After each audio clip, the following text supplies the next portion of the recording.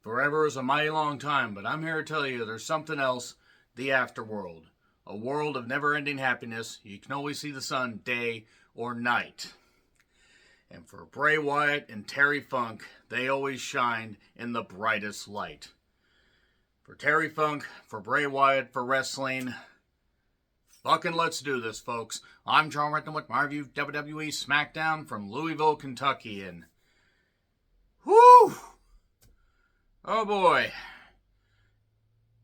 I can only imagine how tough it was for everybody to get through that show. Whether they were standing on the stage, whether they were just backstage, whether they were in the ring trying to take the fans' minds off of the fact that Terry Funk and then Bray Wyatt within the span of 24... Fuck.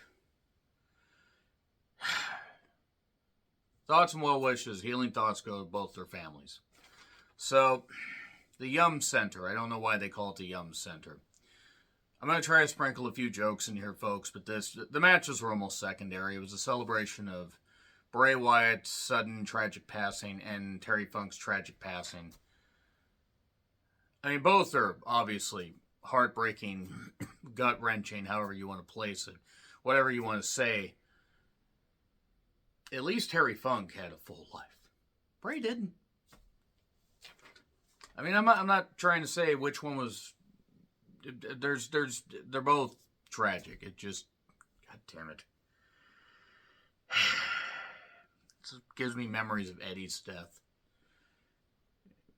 And not to equate, there's no way to equate them. Every wrestler's death will hit some fan different, but nobody's death hit me harder than Eddie's. It gave me flashbacks to that, and I didn't like it. But then again, death is scary and tragic, and there's always a way to celebrate the life, but god damn it, you wish they were still here. So yeah, graphical tributes.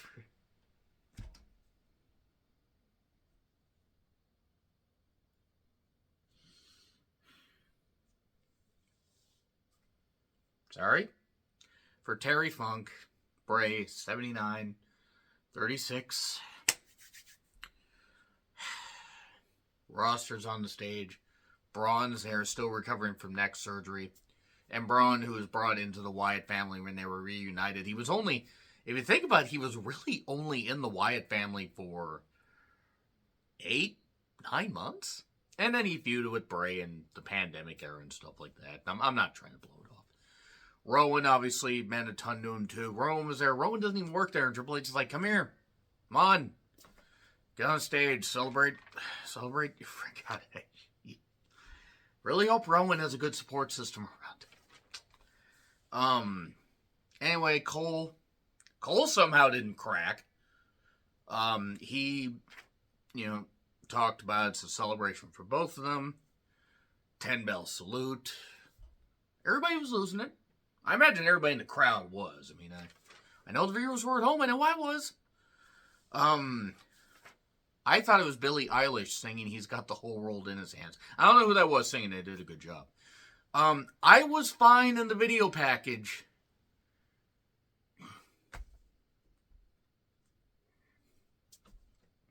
Yeah, I really shouldn't have done this. So they showed Brody. And then they showed Bray and his family. I feel bad for his 4 kids. I feel bad for his wife. I feel bad for his family members. Video package from the Swamp Rat Fiend stuff to the Funhouse, all that in between. They do have a Best of Bray Wyatt hub on Peacock, so check that out. The Eater of Worlds and all that, and all the promos that he did. And some of them still stick out. Some of them were certainly unique. I will say, actually, pretty much all of them were unique. He definitely found a way to get fans' attention. Whether you were a fan of his or not, he had your attention. Just say that much.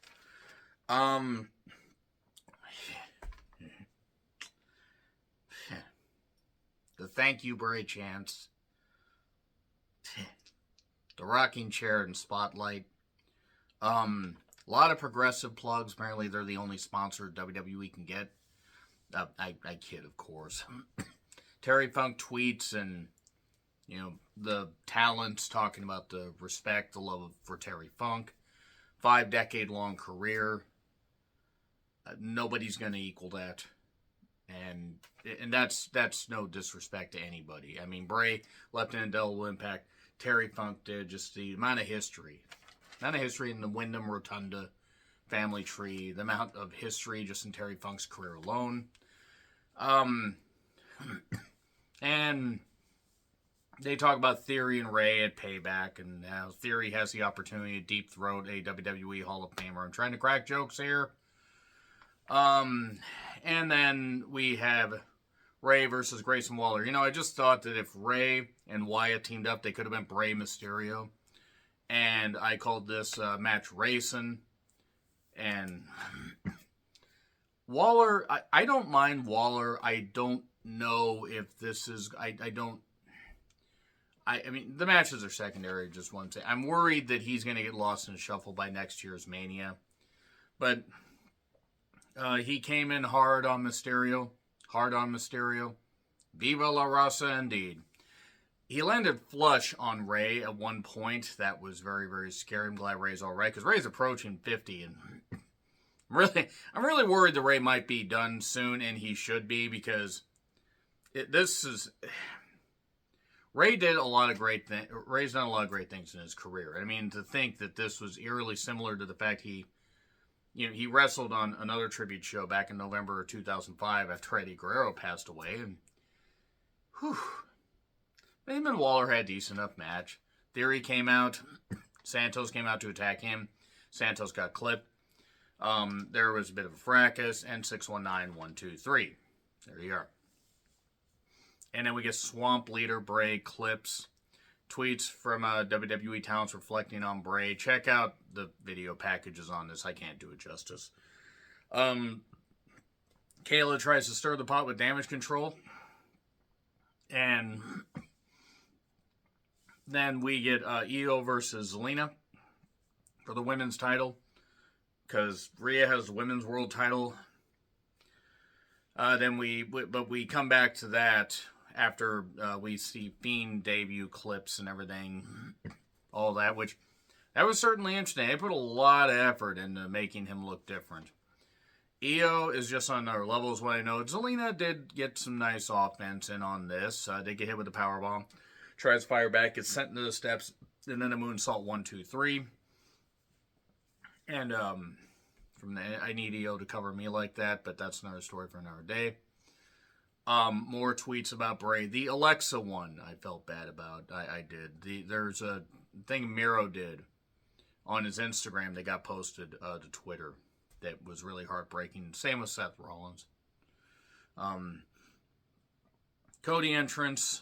I noted that if he baked European pastries, he would be the American eclair.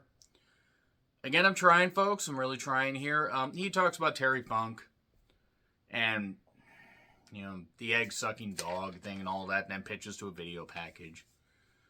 That was fun. It's a shame they couldn't get Dustin to come in and talk about facing Terry Funk, even if it was a late era WCW, but still. Was what it was. Nobody's going to have the career Terry Funk had. I said that already. And then Cody said, hey, it's going to be 2 tag teams in a Terry Funk hardcore tag team match. And it's the Profits versus the Brutes, Ridge and Peter Dune. And they battled, but they broke out like one table. But you know what? It wasn't total chaos from beginning to end. But if there was any time to do it where Terry could have done it, they should have done some. They did a callback where it's like he did the airplane spin, Ridge did to Peter Dune, like Terry would do with the ladder. Lashley shows up at one point. Ends up hitting a spear, not losing his glasses or tearing his sports coat. Yeah, he is the Almighty indeed. And then a double team through a table, 1, 2, 3. It was what it was. Nobody got hurt. That's important. Firefly Funhouse clips. LA Knights backstage. More Bray tweets. And then we get a TMZ spot with Miz, TMZ Sports, where he says if LA Knight doesn't stay out of his business, he's not going to make it to WrestleMania 40. And then LA Knight comes out and he basically just talks about how Bray did teach him a lot and everything. And he was his last opponent. I believe it was at a February house show, late February house show, where Bray got sick and unfortunately never came back. But he did say, a wise man once told me, the next time you see me, run. It was good stuff. LA Knight was cracking. You could see it. He's a professional, but he was cracking. Still a human being. And then he took on Balor in a match where, look, it was... LA Knight was Bray's last opponent. Balor has had to have matches with Bray. And it was what it was. It was a fine match. They didn't go too long before going to the first break. They came back and had a little bit of a match. Nice superplex spot. And then the Blunt Force Trauma 1, 2, 3. LA Knight gets the victory. Fine match. And then the lights go out. Lanterns in the ring. And there's somebody standing. I thought for a second it was Bo standing in the ring. And then I realized it was Bray standing on the screen. Or in the ring, but it was on the screen. And that was it. They got the whole world in his hands. And that's it. Tribute to Terry. Tributary, as it were. Really trying here. And Bray. May they both rest in peace. And may their families find some sort of peace, even though I can only imagine what they're going through. Right here at the end, I do want to say, I don't know if I'm going to do the Collision review tomorrow. I'm going to be working tomorrow night. We'll be here for All In. If you're watching All In, folks, let's get ready and let's have some fun. But for this show, it was a celebration, and really it was a show we will remember, even if we would like to forget the sadness. Let's remember the good, even with the sad that comes along. Rest in peace, Terry. Rest in peace, Bray.